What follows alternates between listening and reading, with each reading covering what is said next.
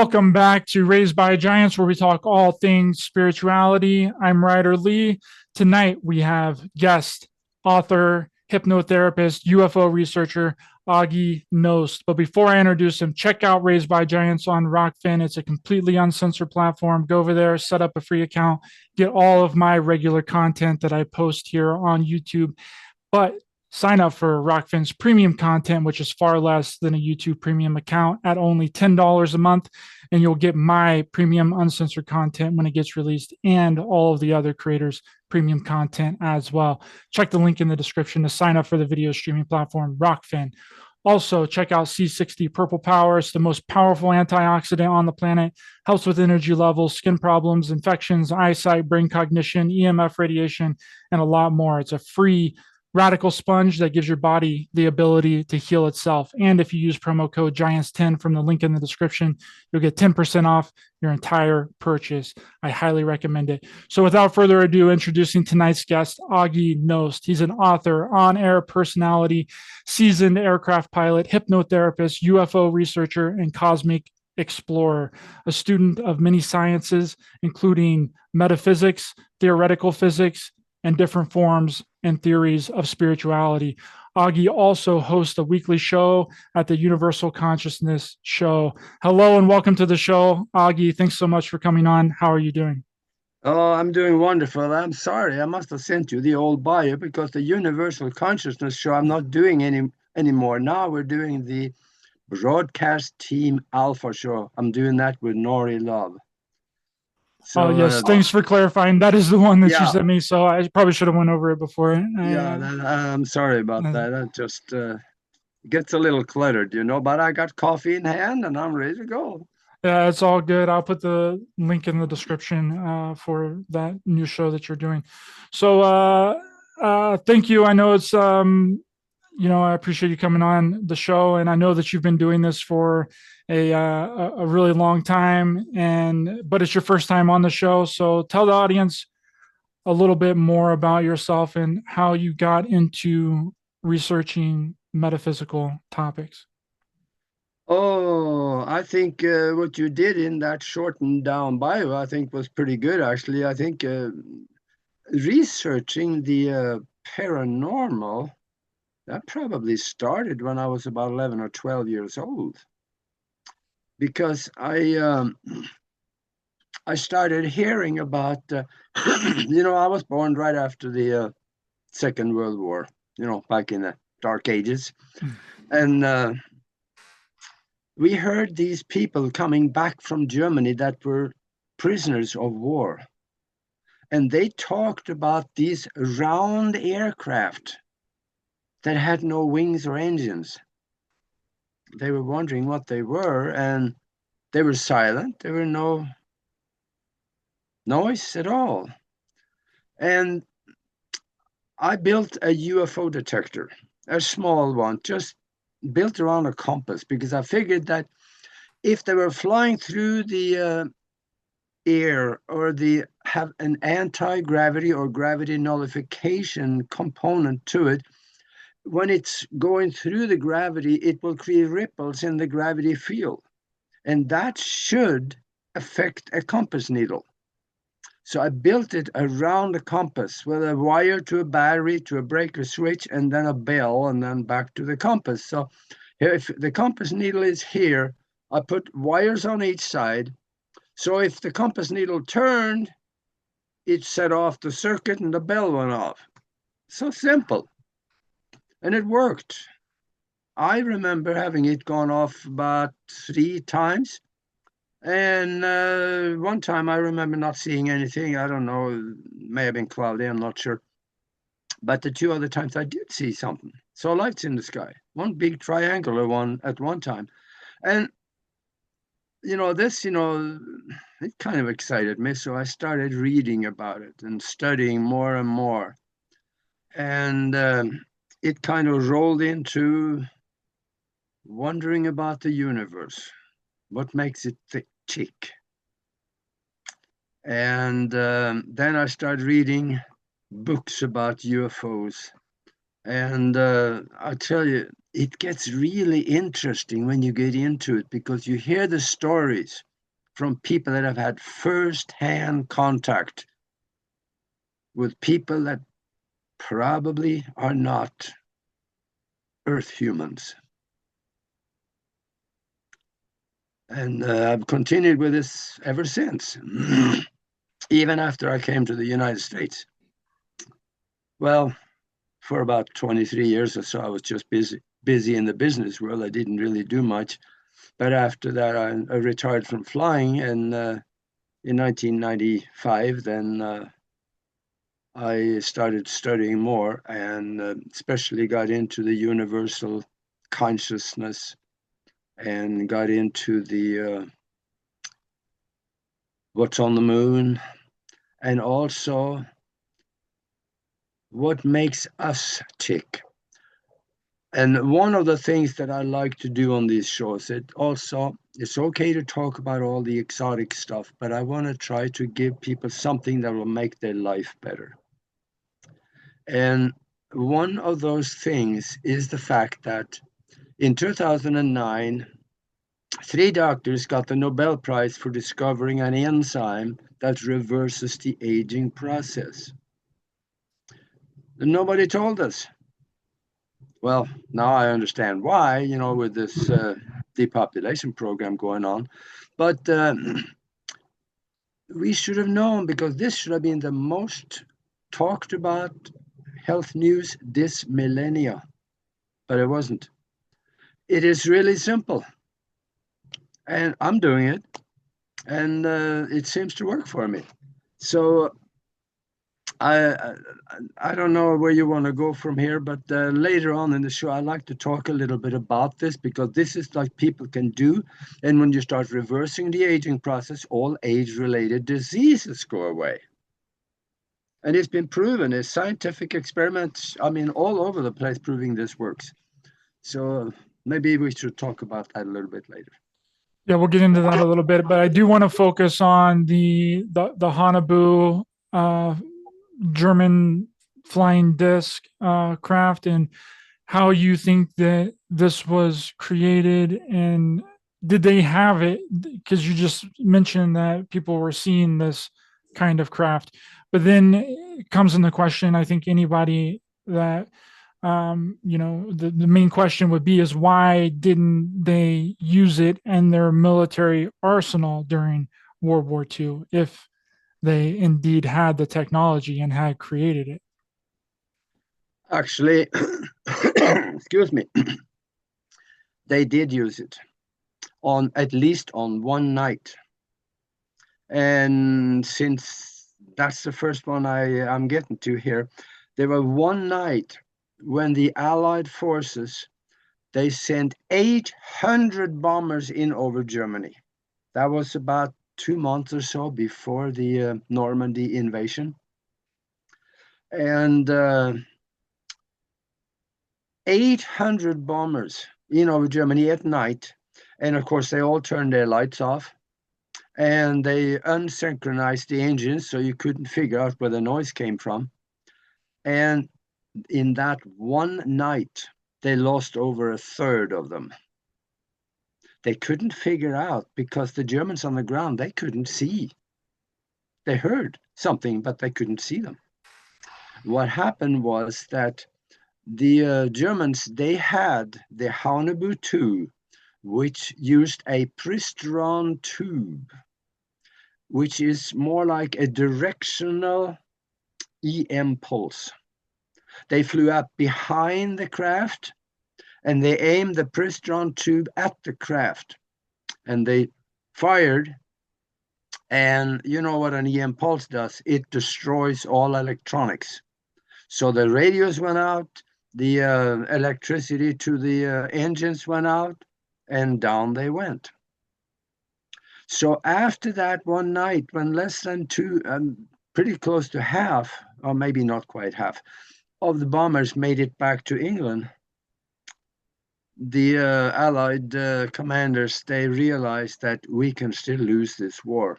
We need a ground invasion, because they have a weapon we don't understand or know anything about, and this can take us out of the sky. We lose it all.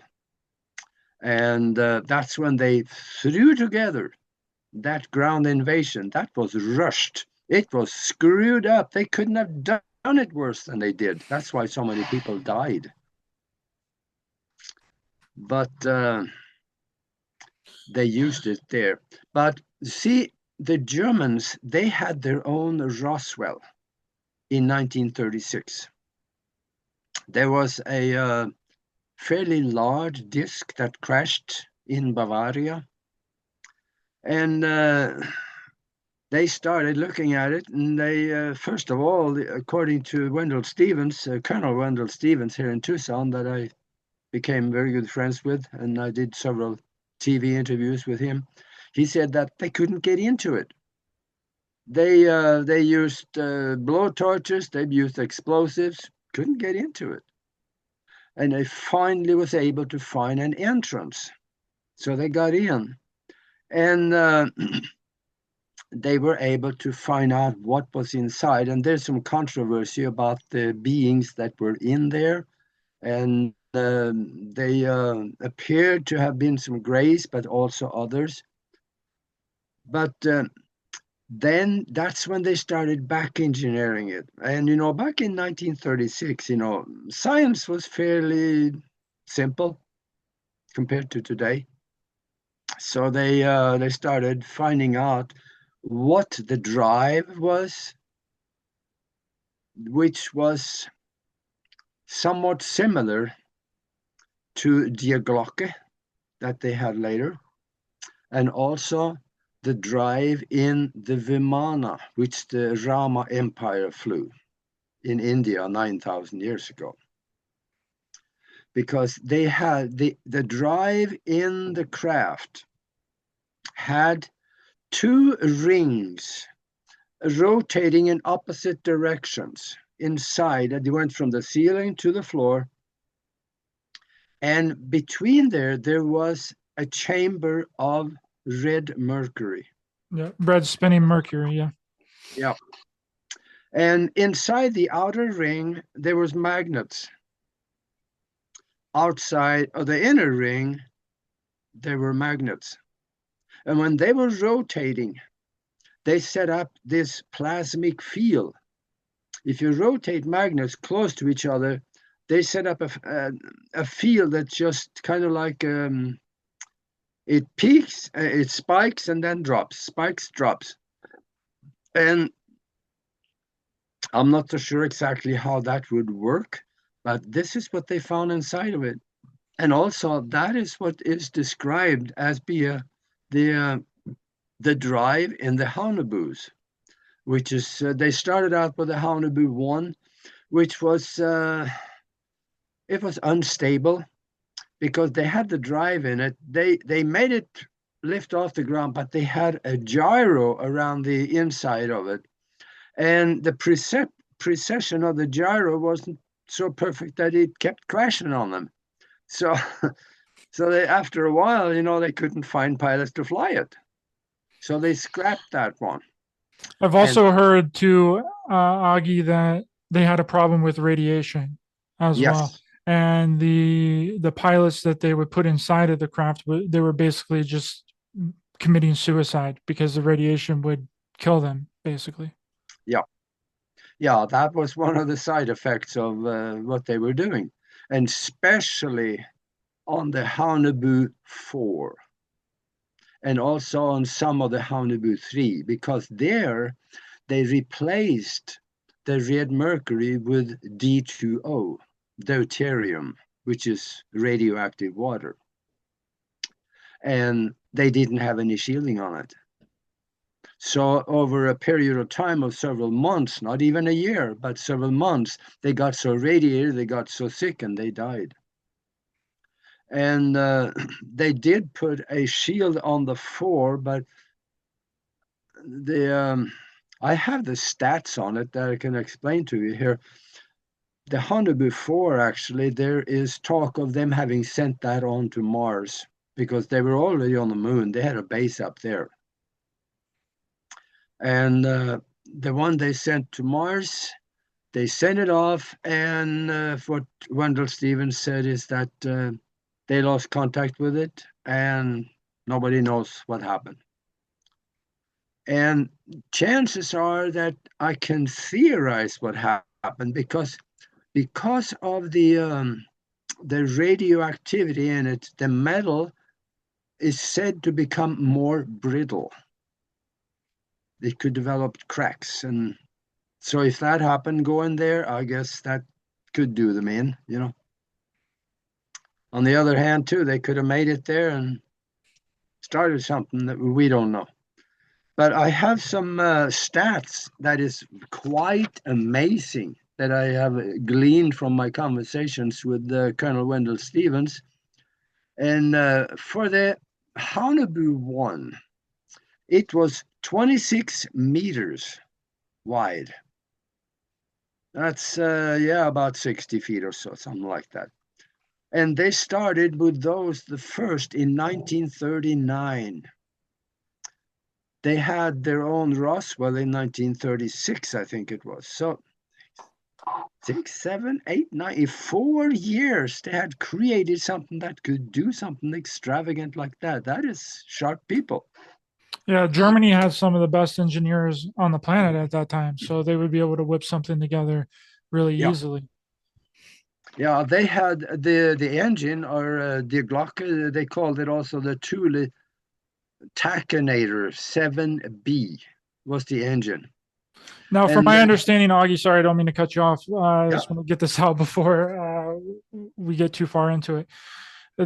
From my understanding, the Glocke basically only lifted up off of the ground. So putting this together, and it required a bunch of electricity, and the area that it was stored in was like a huge area, a big place. Dr. Joseph Farrell talks about this, and he's written several books about it. But if all that it could do is lift up off of the ground and required a bunch of electricity, that makes me think that the bell isn't the craft. It's only a component of the craft. It's right. the engine of the craft, or the warp drive of the craft, or something that makes the craft levitate up off of the ground. Is that correct to your knowledge?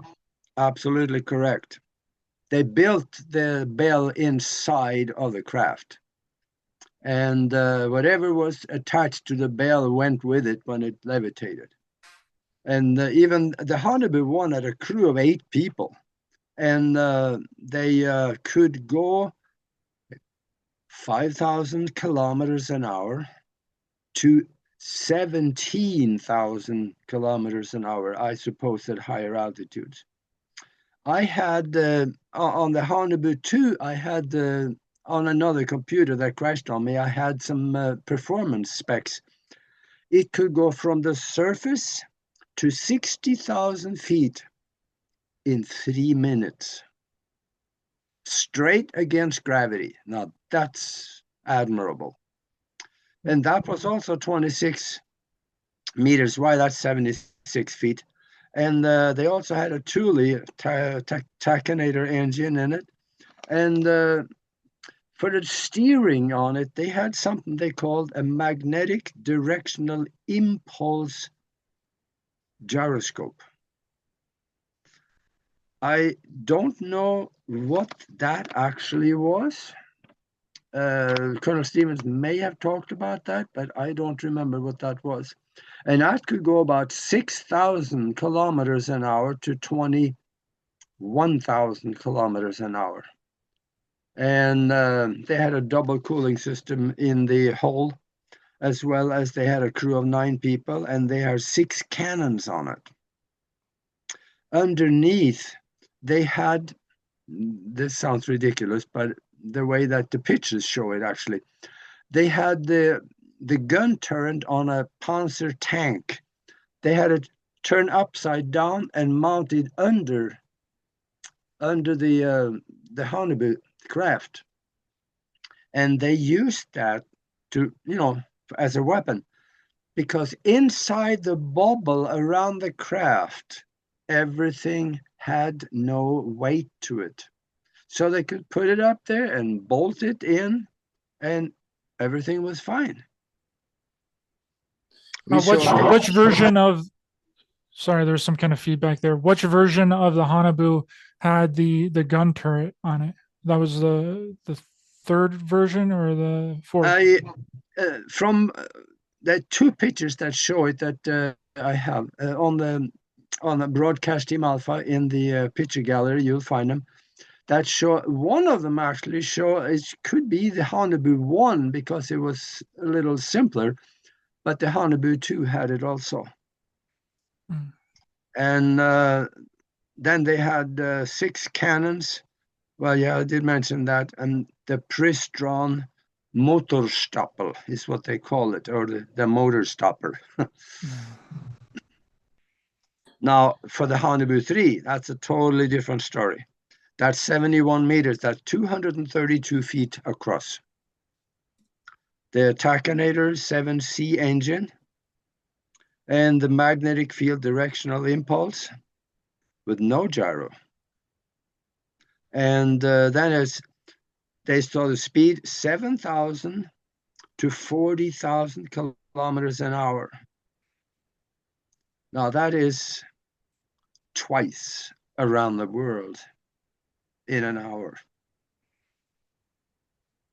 So yeah, that's some.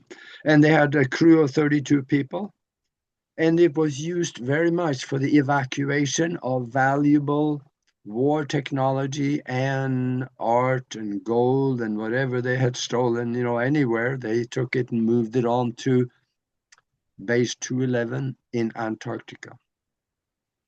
This was after the war, or right as the war was getting ready to end, they kind of broke away, right? And went to Antarctica. Well, it appears as the German High Command, they realized fairly early, a couple of years before the end of the war, they realized that we're going to lose this war. So already back then, they start moving things out because they've had the base in Antarctica for probably 4 or 5 years before the end of the war. So they moved a lot of the stuff down there. And Hitler, of course, he never knew anything about this because they had done this behind his back. And I'm not so sure how he would care about that. But they moved it down there, and that's where they are today. Many of them. Yeah, see, I have a different kind of theory on this and how they actually develop their craft. I'm not so sure. I haven't researched that Area 51 kind of event that happened in Germany, so I wasn't too aware of that.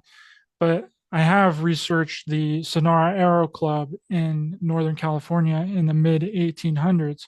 And what they were doing, they were actually contracted by NIMSA. And NIMSA is a distinctly Prussian nationalist organization dedicated to unified Germany's global superiority in active pursuit of influence and exploration of the natural resources and industry of the Americas. And Prussia was a German state before Germany became Germany, and they were Yeah. actually funding the Sonora Aero Club in the mid 1800s, and they were working on almost the exact same kind of engine systems that the Germans were working on in World War II, except they were using a spinning green mercury instead of a red spinning mercury. So I think since the research and the funding was actually coming from Germany, which was Prussia back then I think that maybe they had some of these schematics and some of the information that the Sonora Aero Club was actually working on in the 1800s, and then they just tried to revise it in some kind of way.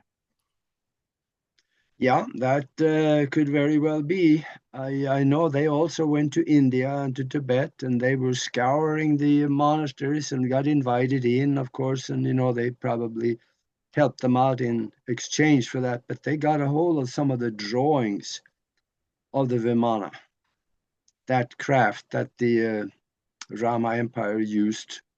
And it didn't look, those back then, they didn't look like discs at all. They all kinds of different shape. Yeah, their craft was crazy. You can Yeah, you get on there and look at all the schematics from James Delshaw and Peter Minnis, or Charles Delshaw. Sorry, it's Charles Delshaw, I believe. What it yeah. is. Walter Bosley's written several books about that, and I've had him on my show before. So I was kind of paraphrasing there and probably didn't do it the best justice in the world compared to his research and what he's doing. But so then this evolves. Let's get into what happened in Antarctica, because there's that really famous story of Richard E. Byrd going to Antarctica after World War II in 1997, I believe. It could have been 96, but I think it ended in 97 for sure, because that's the same year that the Roswell incident happened in 47. 1947. Yes. So what happened there? Do you think that that was something that's very highly likely that actually happened? Richard E. Byrd going to Antarctica with his naval fleet and then encountering these German Hanabu craft, and then them taking out his naval fleet. Yeah, it appears as he went down there with many ships and aircraft to basically do them in, and that didn't work too well because the ships came out of the water, the round discs, and they were flying over, and they had light beams or laser type. I should probably, I don't know what we would call it, but in one of the ships, they cut the ship in half by one of those beams. And that told him that we better leave because this is not a good thing. And he turned around and he limped home. And on the way back, he stopped in Chile, I think it was. And he did a radio or an interview down there where he talked about the fact that, yes, there will be a day when we will have to contend with ships that can fly from pole to pole in 30 minutes. And he's seen it, you know. And there are testimonies from people that was on that. They were all sworn to secrecy, I guess, or told not to talk about it, but some did. And they later, there was in another time they went down there to try to do them in. That time they bought nuclear devices that they wanted to put inside and blow the base up. And that didn't work either. So I believe they're still there. And also the Haunebu 3. I think the Germans are in many different places. They are probably in South America, still in a small way. And then they are in base 211 and Neue Schwabenland. And also they have a base on the moon. They went there in the Haunebu 3 and they set up a base up there. In fact, I have a NASA print on the broadcast team Alpha and the picture gallery of one of the craters that is a huge building inside of it that looks just like a swastika. And when NASA is asked about that picture, and they say, nah, we don't know. So, you know, what can you expect from never a straight answer? But it is there. There is no chance of that being a natural formation. It was built by somebody, but it is very old. It looked dilapidated, destroyed in some areas from meteorite or whatever. And the Germans, when they came up there and flew around and mapped it, they found this building and they fell in love with it. So that's where they set up shop. And they started rebuilding some of it, and that's where they are now. There may be other places, but that's one of the places they are. Yeah, And I agree with that, and I think that it's highly likely, instead of the story that we're all fed, that whenever Neil Armstrong and Buzz Aldrin went to the moon, they encountered reptilians on the moon with ships and all that. And some stories say that they were like flipping them off or whatever. I don't think it was reptilians. I think it was the Germans. And the cover up for that has been that it's, you know, extraterrestrials, but it's actually humans. yeah, we don't know who they were, but they were somebody. So it could very well be the Germans or reptilians. we got to remember something also. Not all reptilians are bad. Some of them actually have our best interest at heart. I agree with that. And I don't know if that's the majority or not, but because there are some people that has been abducted.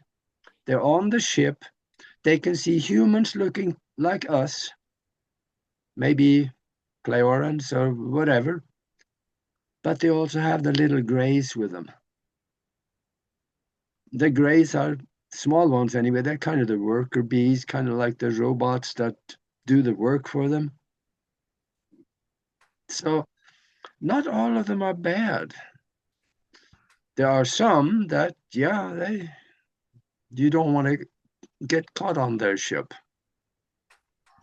I think my personal opinion on people that's watched my show know my stance on ETs and extraterrestrials. So, I don't need to keep stating it over and over and over again. But I think that a lot of the grays that are around, they seem robotic because they are robotic, and I think that the government has created that species. Our government, the United States, has created that gray species of ETs to be kind of their henchmen.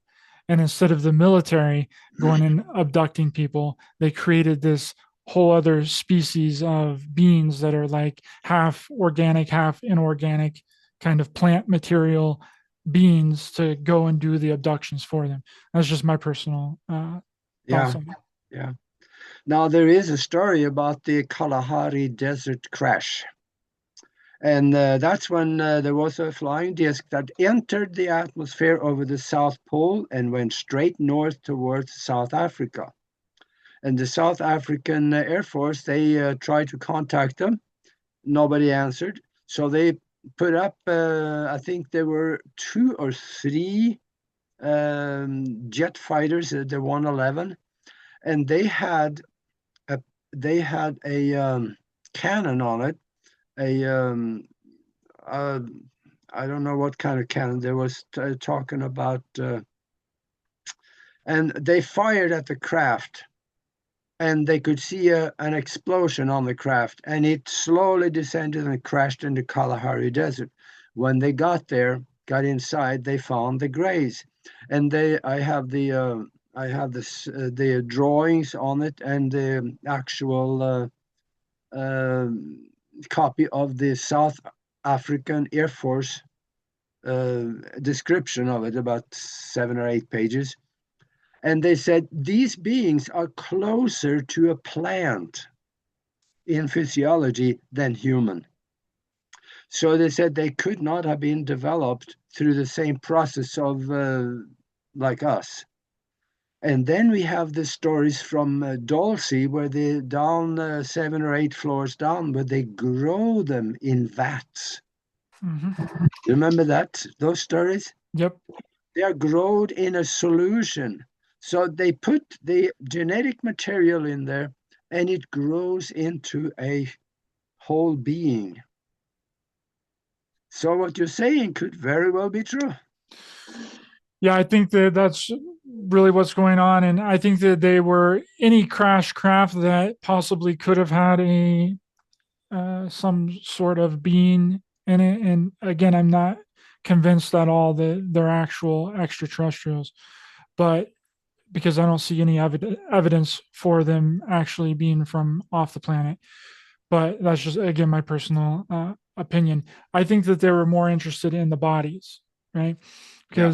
Because they couldn't do anything with the craft. Because from my understanding, the craft is controlled and piloted by the occupants' consciousness. It's a consciousness phenomenon, and they weren't able to do anything with that. I think they were more, and no one really talks about the bodies, right? They're like, oh yeah, there were bodies, blah blah blah, whatever. We didn't really do anything with them, right? But I think that they were really interested in the bodies because they realized that they couldn't do anything with the craft. And I believe at the Roswell incident, the alien or being or whatever you want to call them, I just slipped up and called them aliens, but it's just the easiest term, though I don't think that they're actually aliens. It communicated to them that they're using a doll avatar body and that their consciousness is transferred into that doll avatar body that enables them to be able to walk around in this 3D physical reality. Because if they were to come here from another planet or another solar system or something like that, our atmosphere and everything here is completely different. They would just die. They would have to have some kind of protection around them, or they would have to be wearing some kind of suit, which also gets into the ancient hieroglyphs of paintings and sculptures of these beings that are wearing astronaut suits. Right, that might be a part of it. And if they did indeed come here from another planet or another solar system, they would have to be wearing some kind of protection, not only from our atmosphere and things, but our sun as well. Yeah. That's the thing, is that there is more and more information being released now, like the Russian Navy have pretty much released all of their UFO information, and the other countries starting to do the same thing. And there's even from American government is dribble coming out. So we're seeing that they're not able to hold the cover up much longer. They know it's going to have to be coming out. So they're trying to manipulate our mind into believing that, oh yeah, but we did it for your protection. So we're just the good guys. And the next thing is probably what we're going to hear is, way, we found life on Mars. Yeah, but it's a little microbe. Yeah. That's probably the next thing that's going to come. Because they've already released that they found carbon structures that could become life. So yeah, then again, I have pictures on my on Broadcast Team Alpha. We have pictures of structures on Mars that was taken in the Giga Pan.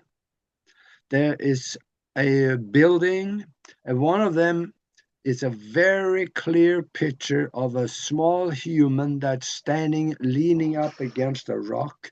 It is no question about it. It's a human or humanoid. And as well as there's another humanoid up there, and then you have a disc-like shape that is put on the side of one of the craters. This comes out of the Gigapan that NASA couldn't find, I guess, the first time when they were scouring it and, smudging over. But there are people finding it. So we know there is stuff up there. We don't know what it is, because that has been kept from us very soon. Of course, then you got the super soldiers coming back. I am a little skeptical on that, but I can't say because I wasn't there, Yeah, the super soldier thing and the secret space program, I believe 100% is a giant cover up to try and cover up what's actually happening on the planet and what we might really be doing on the moon and Mars. And they make it all fantastical and make it about this super exaggerated story. So basically hiding the truth of what's going on. Yeah. And they've turned it into something that's impossible to be able to do. Well, the CIA was created to perpetuate the old German regime. And they've done really well with that. The head of the CIA under Ronald Reagan, he said that when we discover that everything the American public believe is false, we know our disinformation program is working. He's on record saying that in an interview.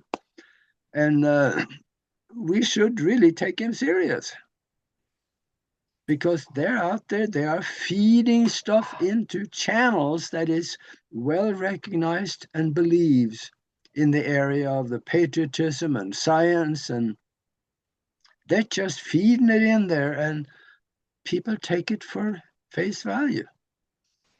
Absolutely, they do. And when people realize that a good at least 50 to 60% of what you hear on a lot of these shows and a lot of the popular people that are in this community and within all of the communities is lies, right? But they have to throw in a few truths in there, you know, just little breadcrumbs of little ideas. But whenever you look at Yeah. the big picture of it, absolutely none of it makes any sense. And that's why people that have real information that's done real research and has gone deep into a lot of these subjects that are actually trying to figure out exactly what's going on, which I think a lot of it is us, a lot of it's human technology, Yeah. a lot of it is secrets that are being kept, the MK Ultra stuff, the remote viewing, the psychics that the government was working with, you know, because the secret space program and the super soldier stuff is just a giant conspiracy burrito, right? It has everything that anybody in this community ever talks about all rolled up into one little nice box, right? And there's absolutely no way in my mind that all of those things can be real and legit. But whenever you dig down, deep into it, because that's really what I done. It started out with the UFO stuff with me and finding out that a lot of it is human made technology, and now a very small percentage of it could possibly be um, some kind of other advanced race, because I do believe that there are advanced races on the earth that but that doesn't make them extraterrestrial, right? It makes them terrestrial because I think they're actually from here, right? And then it just evolved into, after I figured that out and I was satisfied with that, which I don't mind, talking to people like yourself and, other people that have a difference of opinion, because I think that that's, important for us to be, discussing other possibilities, right? I don't have the 100% truth. I've just done research and talked to other people about it and kind of come to my own conclusions, which more people really need to be doing and not just taking everything that someone says for 100% fact. And that's another problem. Sorry, I don't mean to ramble on here a lot. I want to let you speak. I'm interviewing you here, but that people speak as if they are 100% factual, and that there's no discrepancies within what they're saying. And then that gets people to, believe in exactly what they're saying. And then it continuously perpetuates itself. Yeah, I know what you're saying. Now, there are FBI documents that have surfaced over the last, I would think, decade or so, because one of them I got about 25 years ago with an FBI document explaining exactly what one of those EBs looked like, what the structure of the body was, and also it doesn't say where they came from. But then again, there's another FBI document that surfaced, I think it's on Blackwall, you can find it, and that talks about the fact that we know, and they did say we know, that there are interdimensional beings coming here from our sphere into our existence, visit here, and then they go back. So that is an internal document, which was it was back in, I think, in 1960s or so. There was written, but it was been covered up until, or classified until about a few years ago. So there is much more to this universe than what we can imagine. When it comes to the interdimensional part of, I'm good with that. It could be. Because if an interdimensional being up there, all they have to do is to change the frequency through a plasma field around themselves, and then they drive that plasma field with consciousness. Consciousness is the most powerful force in the universe. So when you drive it like that, you could drive it to a place in this universe, or I shouldn't say universe, I should say this vibratory existence or dimension. even though there may be other universes according to the theoretical physicists. And even some of them say they can prove on the blackboard that we have at least 9, I think it was 9 or 11 different existences in this universe. Well, then Michio Kaku said that if I extend the equation, I may find more. Depends on how far do you want to extend the equation. So we don't know what's out there outside of our existence. And that brings into the question, if it is an interdimensional phenomenon, like some of this, like what you're saying, then how do they remain in any kind of physicality, right? Because if they are in a higher dimension, then they wouldn't be physical entities like me and you here. They would be physical on their dimension, but they wouldn't be physical in like we are in this 3D physical reality. So if they are coming from another dimension, then how do they retain a 3D physical form here?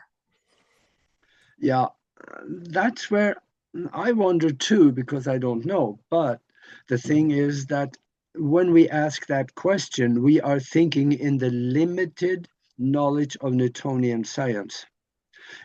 If we can expand that into quantum mechanics, there really are no limitations to what the mind can do. It's been, I mean, I talk in some shows, I talk about time travel. There's been repeatable experiments, quantum experiments that show you can go to the past and you can change the past.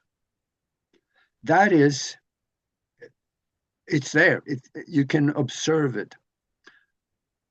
But when you talk like that to people, their eyes glaze over and they start saying, yeah, sure, because they are thinking in Newtonian science. That's hard for us to get away from. I don't understand how it happens, but when an interdimensional being come here, they take physical form, which according to some of these documents says happens. And then we have old writings coming out of the Middle East when they talk about the shining ones. These are people that is lit up like a light bulb and they walk among the people. Don't tell me they're humans. I don't think they are. They are humanoids, but they are from a higher vibration. And they come here and they move around and they interact with people and then they go back. So there's a lot we don't know. We have a whole bunch, bucket loads to learn. So when you're talking about this time travel thing, I think that that is possible. I don't disagree with you, but from my own personal thoughts and ideas behind it is that it's not a physical time travel. It's a consciousness time travel. It's exactly like how the remote viewers remote view something. They remote view something in the past, they remote view something in the future. That doesn't mean that they're there physically, right? It's a consciousness thing. They're actually tapping into their a different realm of consciousness, a higher consciousness. They're opening up their consciousness to be able to observe something that happened in the past or is happening in the future or that's happening right now in the present. That would be the way that I personally think that time travel would work. It wouldn't be you actually going there physically. Now, remote viewers can influence people as well, right? With their consciousness, even though they're not there physically. So it makes sense that if you were to be able to time travel, it would be a consciousness thing. And if remote viewers can change things and influence things and move things, then it would be possible that you would be able to go back in the past and also change and move things in the past to alter the future as well with your consciousness. Yeah. I have read in probably, I don't know, 4 or 5 different scientific journals saying that we know how to make a time travel machine. We just don't have the power to fuel it. Like Michio Kaku says, yeah, we can make a time machine, but we need the energy of a sun to fuel it. Well, that's going to be a little tough to do, but I think we also may be disregarding consciousness. That is a very, very powerful device. Not just our brain, but our consciousness. They're two different things. And like you remember Ben Rich, he was the head of Lockheed Skunk Works. He said, we know how to take ET home, and it would not take a lifetime to do it. We already have the means to travel among the stars, but these technologies are locked in black projects, and it would take an act of God to get it out to benefit mankind. He said that in 1978. And I kind of think I would take him serious. Yeah. Of course, Yeah. then again, I haven't been there. Well, maybe we should contact China to get us a time travel machine, because apparently they made an artificial sun in China. Did you see that? You read Yeah. that article where they created the longest running artificial sun that put out just as much power as our natural sun? Mm-hmm. Yeah. See, that gets us closer. And how they created that sun was used by Newtonian science, I believe, the way it was explained. So we are getting closer to doing these things. We should quit thinking in our limited expression of Newtonian science. Because once we open up to everything is possible, as it is explained in quantum mechanics, there are no limitations. Anything could happen. Anything can be done. Even we don't know how to do it yet, but it could be done. And that's where I'm going down that road, that 100 years from now, anti-gravity crafts will be a known thing. 50 years, maybe even 10, I don't know. But it is coming because it has been created, and they are not going to be able to cover it up much longer. The era of oil will go away eventually. Of course, the way they're doing it right now is ridiculous because they don't have a science to replace oil. Yeah. But I'm trying to bring up huh? this picture of the B-21 craft that the military just released, the Air Force just released. Have you seen that craft? No, I don't think so. Okay, this is the Oh, B-21 craft that the Air Force just came out with.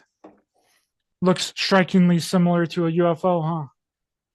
yeah.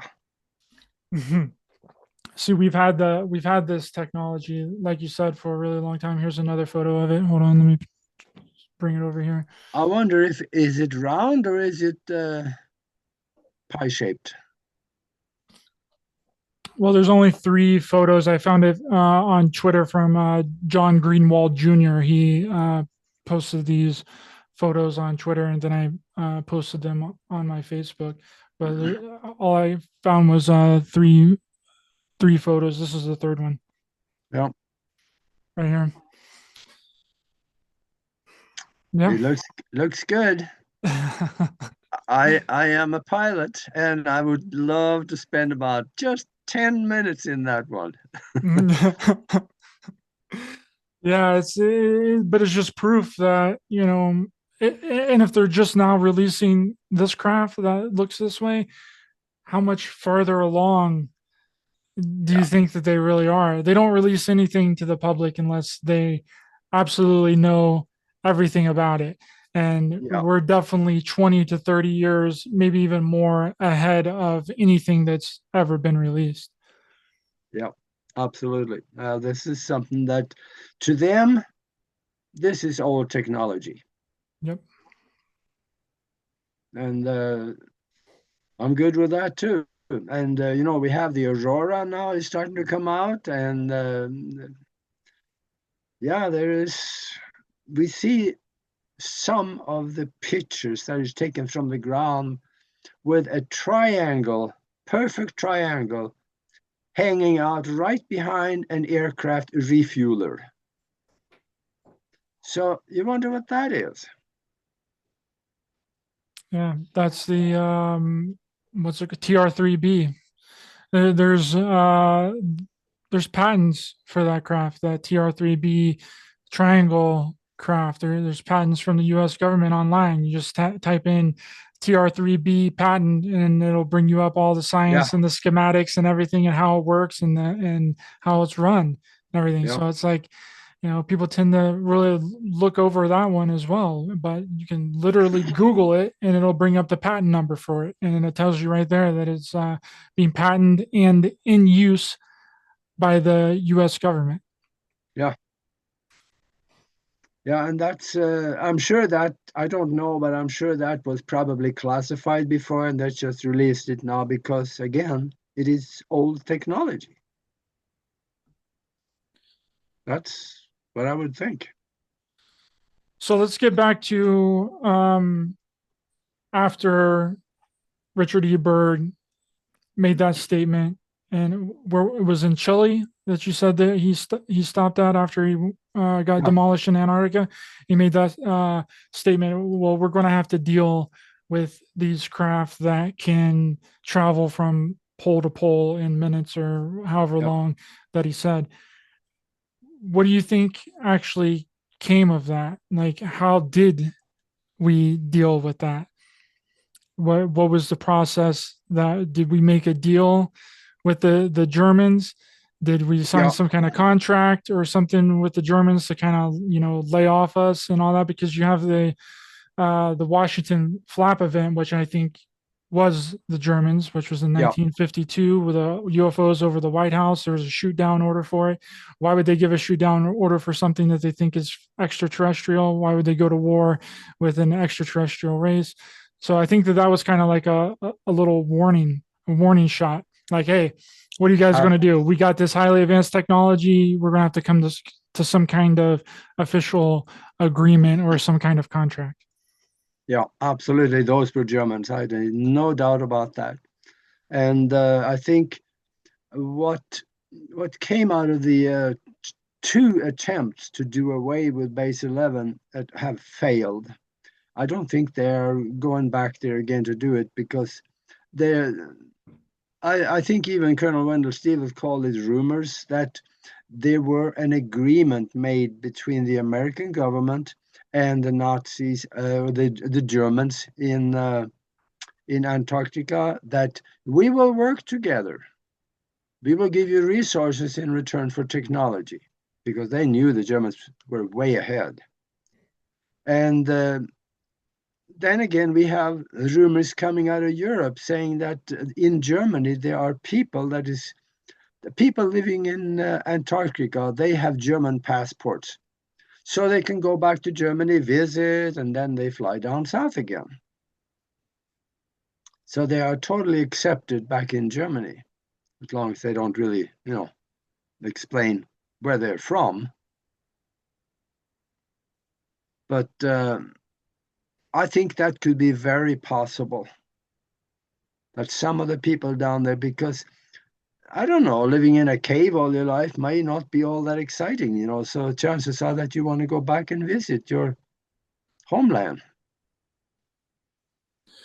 It's interesting too about this contract or agreement that uh, the Germans, that the breakaway German group that went to Antarctica, then they flew over the White House, and then they came to this agreement.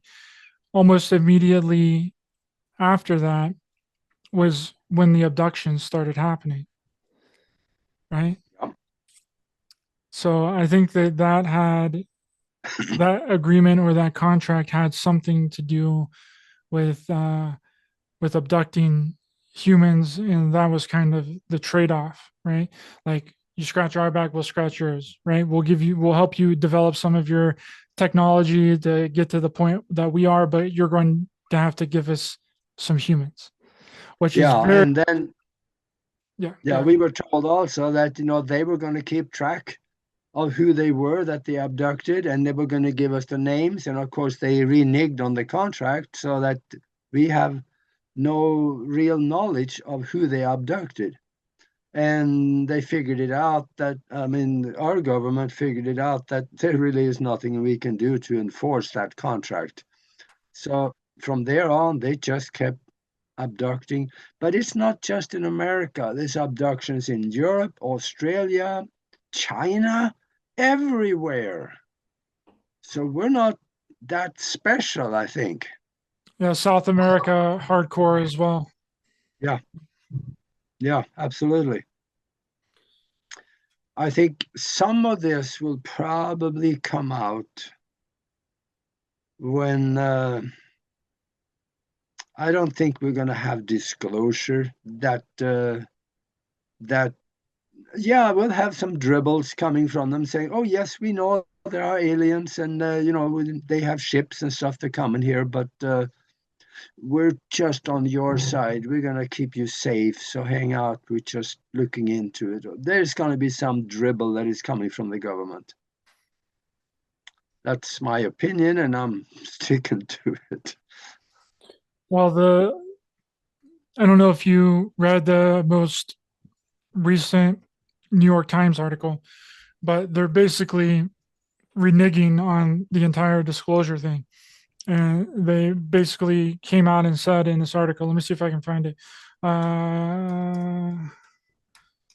But they basically said that anything that's seen in the sky is more than likely a other country's Yeah, spy craft or something, or space trash, which I found highly interesting. yeah, it's the newer version of swamp gas. Hmm. Okay, here it is. I screen share this really quick. Okay, so here's the New York Times article. Let me try and get rid of some. There's too many ad things. All right, New York Times. Many military UFO reports are just foreign spying or airborne trash. Forget space aliens or hypersonic technology. Classified assessments show that many episodes have ordinary explanations. Hmm.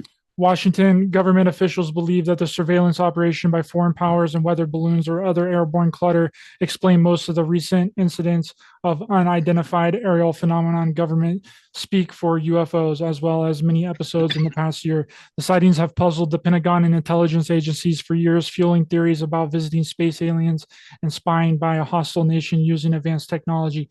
But government officials say many of the incidents have far more ordinary explanations. So, and the article goes on and on and on.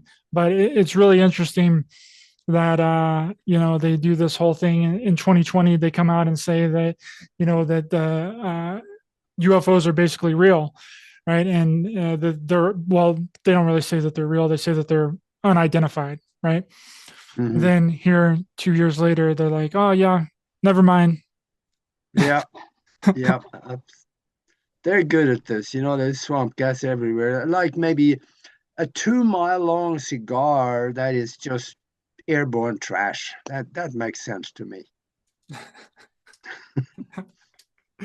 Yeah, it is really, it's really interesting, and I'm sure it's frustrating for a lot of people. But I think that they're coming out and saying that because they do know exactly what it is. And again, I think that 90% of the craft, or even a higher percentage rate that anybody sees in the sky, we know exactly what it is, and it's us, and it's our man-made technology that we've created. And because I 100% believe that the military has our airspace locked down, and no craft that could possibly be from a different type of origin other than originating from Earth would even be allowed to traverse in our airspace. So, I think I had the enjoyment when, decades ago while I was still back in Europe, I went to Russia and Poland and Romania, and they had a saying back there. It was that nothing has been confirmed until the government denies it. So there you go. Now we apply that over here. Isn't that amazing?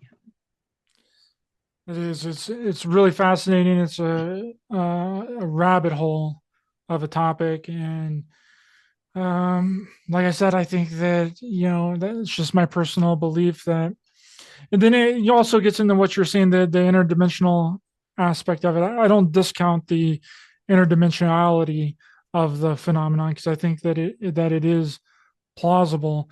Again, I'm just not too sure how they would be able to sustain any kind of physical form if they're from Yeah. a higher dimension. And then that gets into, well, if it is a physical 3D reality like it is in higher dimensions, then they would just be able to dematerialize their physical body from wherever they are and then rematerialize it here to our frequency and our atmosphere on the planet. And then that would be the process that they would go through to be able to sustain their physicality here. I don't know. Yeah.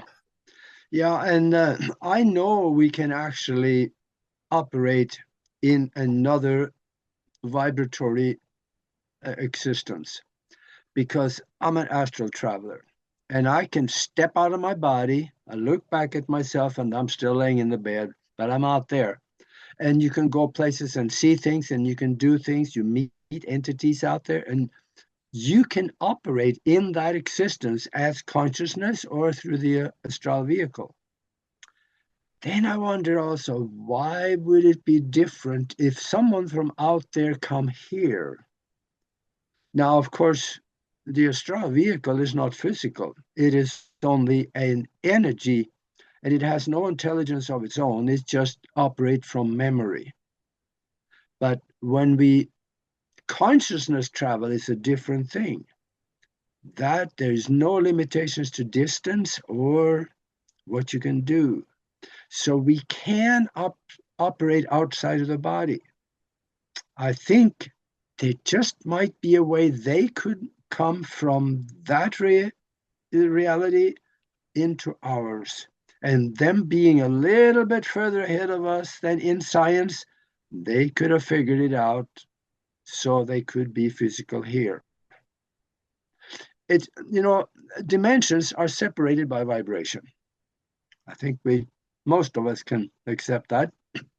But when you're here in this vibration, all you have to do is step outside of this one, you can move backwards and forward in the quantum field, and you can step back into physicality again in a different time. That's why I have two pictures on our website of time travel, from time travel. For somebody that want to have a look at that, you can go to get into the picture gallery and it's there. And this is something that is very controversial. And I have tried to get people to verify those pictures. And as soon as credible people, like there's two university professors that have the capability of doing it. And I wanted somebody with some credibility. I told them what it was. And as soon as they hear it involves time travel, they want nothing to do with it. And I think I found one, which I'm waiting to get the results on. And one of our guests said not long ago, and he said he would do it. So we'll see. All I care about is to make sure that when he blows it up, there are no dislocations in pixels. He wasn't there, so he cannot certify that the picture is real. but he can certify there's no dislocation in pixels. That is really all I'm looking for. Yeah, the dislocation in pixels would show that it had been tampered with, right? If there was this dislocation in the pixels, you'd want it Correct. all the exact same throughout the entire picture. That would verify that the picture had not been tampered with in any kind of Photoshop kind of way, or plugging something else into the photo. Yep. Yes. Yep, absolutely. Yes. What do you think? What do you think? Should we enlighten those people that has been sitting waiting for maybe about the reversing of the aging process? Yes, let's talk about that before we wrap up here this evening. Yeah, you were speaking to me about this before we started the show, so I'm gonna let you take it away because you have a lot of information about Yeah. it, and it's very interesting to me. Yeah, the thing about it is that when I do shows like this, I like to give people something that makes their life better also. And this is one of those things because in 2009, there were 3 doctors that got the Nobel Prize for discovering an enzyme that reverses the aging process. And nobody told us. So when we know that, you don't get the Nobel Prize for bogus science, and of course, unless your name is Obama. But I'm sorry, I just had to do that. That's Um, fine. but the thing about it is that science has found what causes aging and eventual death. There is actually only one reason for it, even though there are, except for poisons and stuff like that. But there's one reason with many, many contributaries, and that is that inside every cell of your body, you have the chromosomes. At the end of the chromosomes, there's a little piece. It's called the telomere. Every time the cell replicates itself, that telomere gets a little shorter and shorter and shorter and shorter until there's nothing left. And the end of the chromosome start fraying. And when it does, the cell can no longer replicate itself. And you get stuck with old cells in the body, and you get more and more and more old cells, and you get older and more wrinkled, and you eventually will die. There is a remedy, and it's been out since 2009, and right now there is lots of medical research showing this works. There are different ways to do it. I am doing it. I'm 76 years old. They tell me, unless my mom lied to me. But I would love to hear that. But the thing is that it is alive and well, this concept. There's 2 ways that I know of. And one of them, the pharmaceuticals got a hold of this, and they created something. Actually, it's more like a natureceutical, and it's called TA-65. That is said to give the body a substance that will help keep the length of the telomeres or even lengthen them. I studied that, I looked into it, and I see most people that say, nah, it didn't do nothing for me. But then there are others that say, yeah, it did. It seems like it's doing something. The only thing about that one is that it set you back $400, $500, $600 a month to get that thing. They know how to charge. But there is another way, and I'm doing it.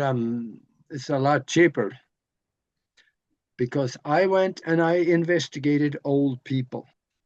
I found some really old people. In the mid 1950s, there was a university professor from China that came to New York on an exchange program. And he went out one evening with some colleagues, and they had dinner, and he got food poisoning and died. So he ended up at the morgue, and they said, wait a minute, something's wrong here. So they called the ambassador and said, what's the story?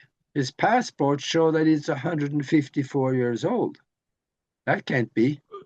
And the ambassador said, yeah, it's true.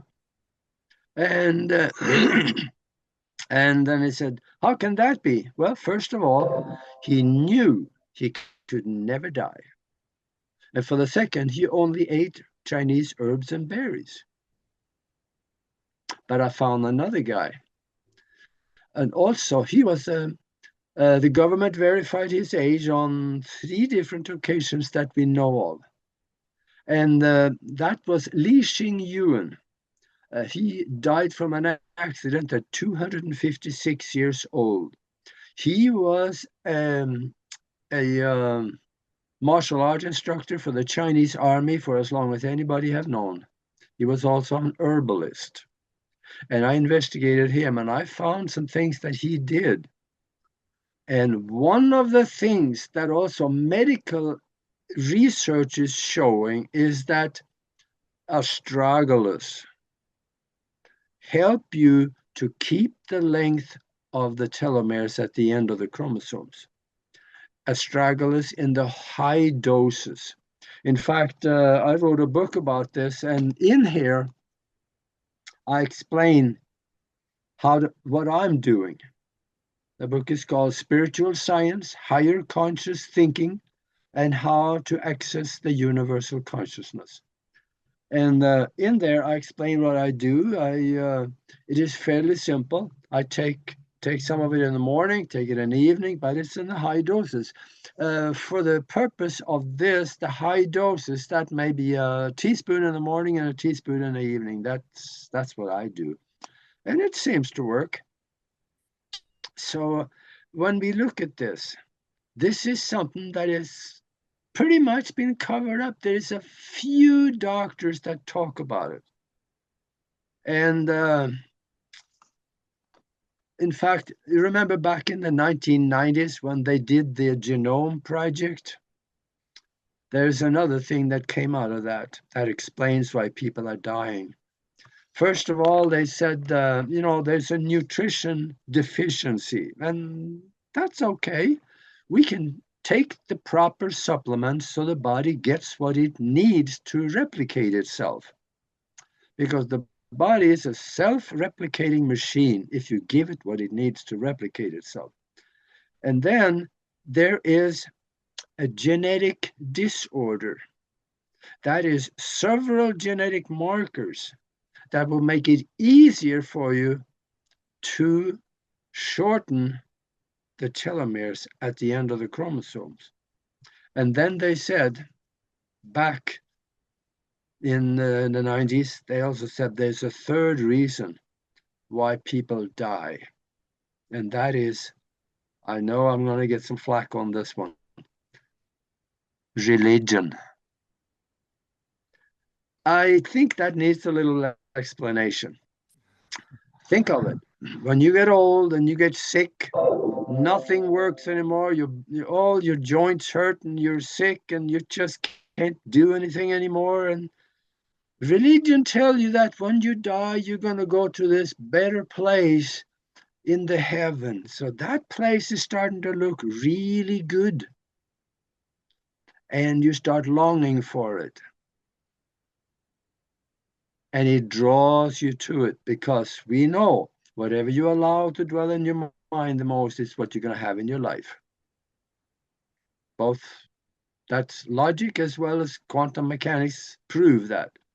So now you just get drawn to that place in heaven and you exit the physical and go there. That kind of makes sense to me. Absolutely.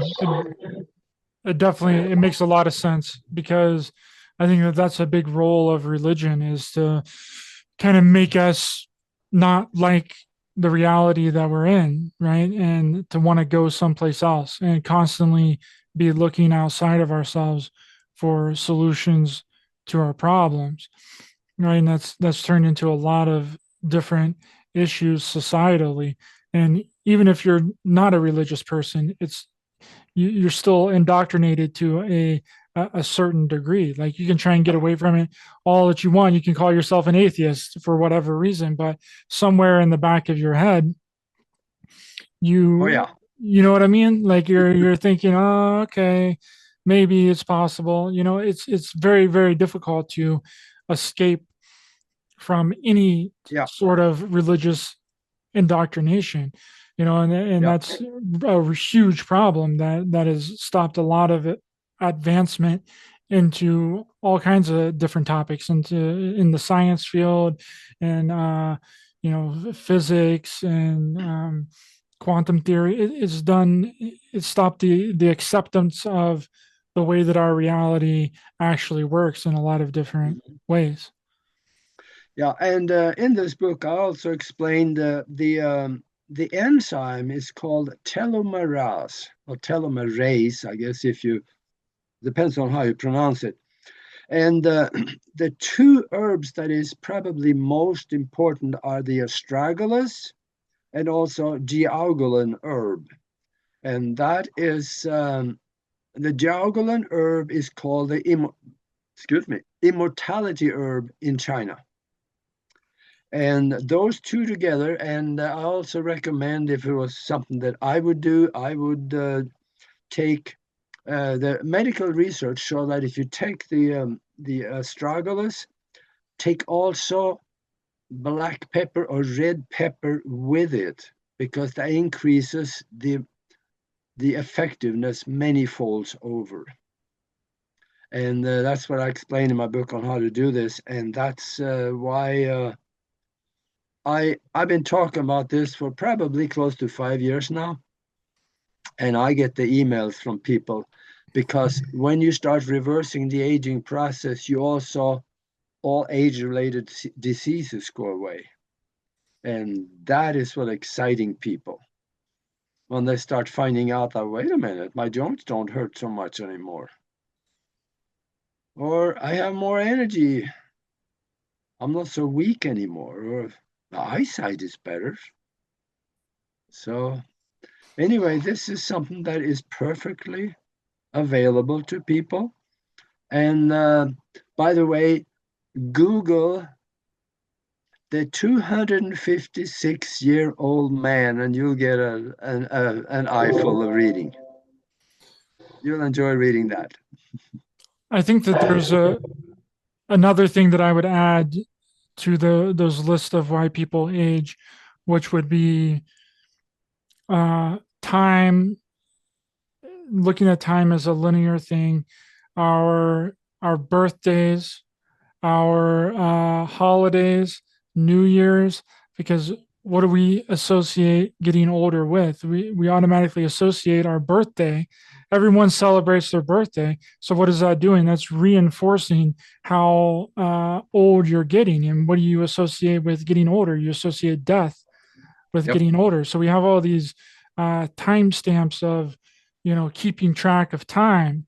And when we keep track of time, we automatically think that, oh, the older that we are, the more closer to death that we are. I feel like that if I think that that's a major one that a lot of people don't even take into consideration. If we wouldn't actually Yeah. keep track of time as much as we do, then I feel like we would automatically extend our lives because again, everyone's celebrating. Oh, it's New Year's. I never understood New Year's. Why do we even celebrate New Year's? Like, why does anybody even care?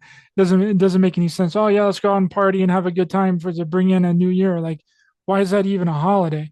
The only reason that I can think of it is to get the consciousness of everybody, on the planet to realize that another year has passed, right? Yeah. And then that does things to us mentally and subconsciously.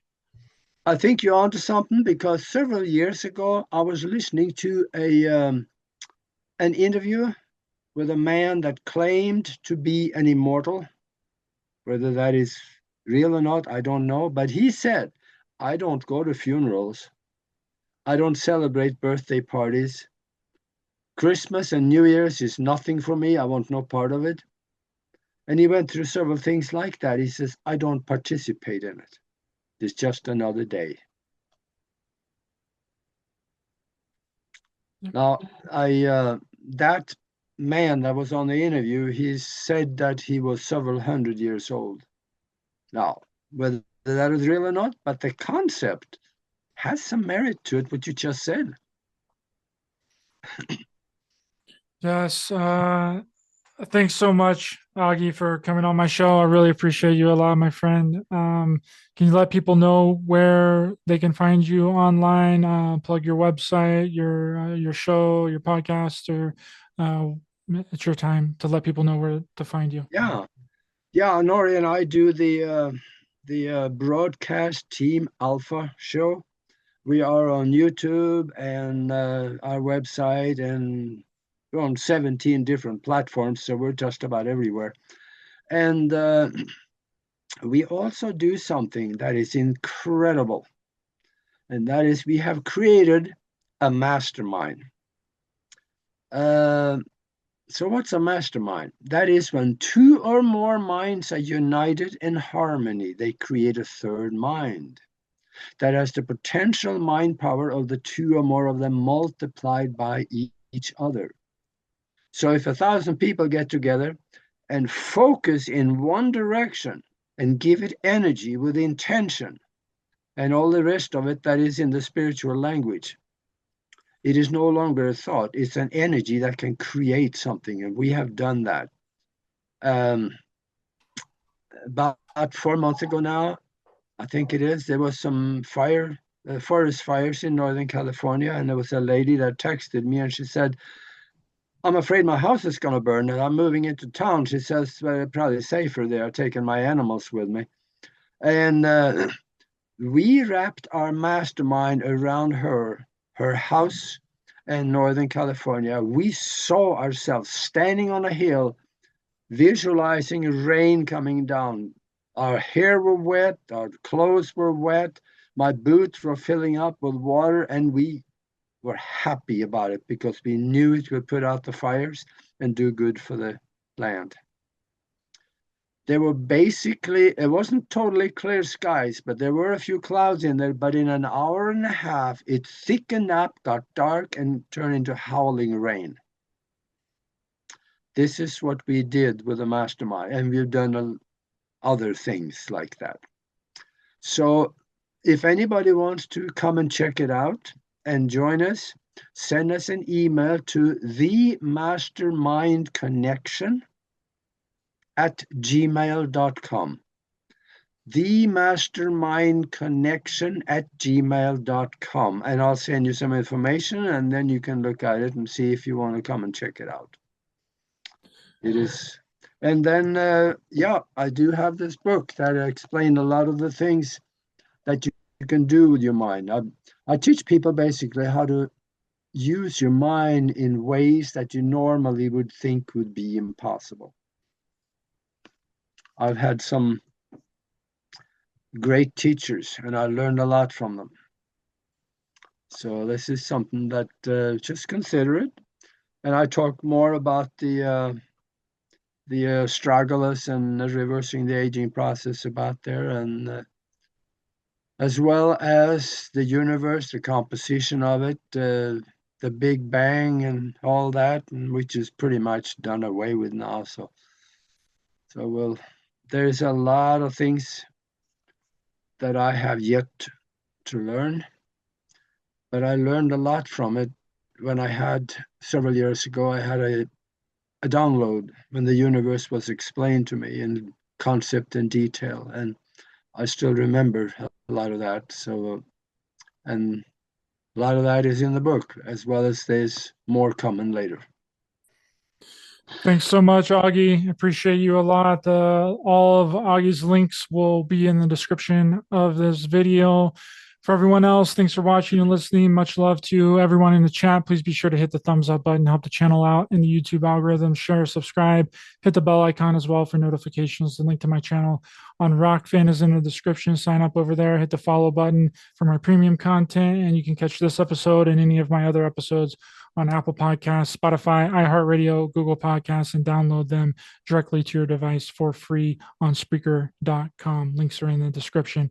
And remember, we're not only in a spiritual war, but a war on humanity. Stay aware, stay alert, keep loving your heart for everyone.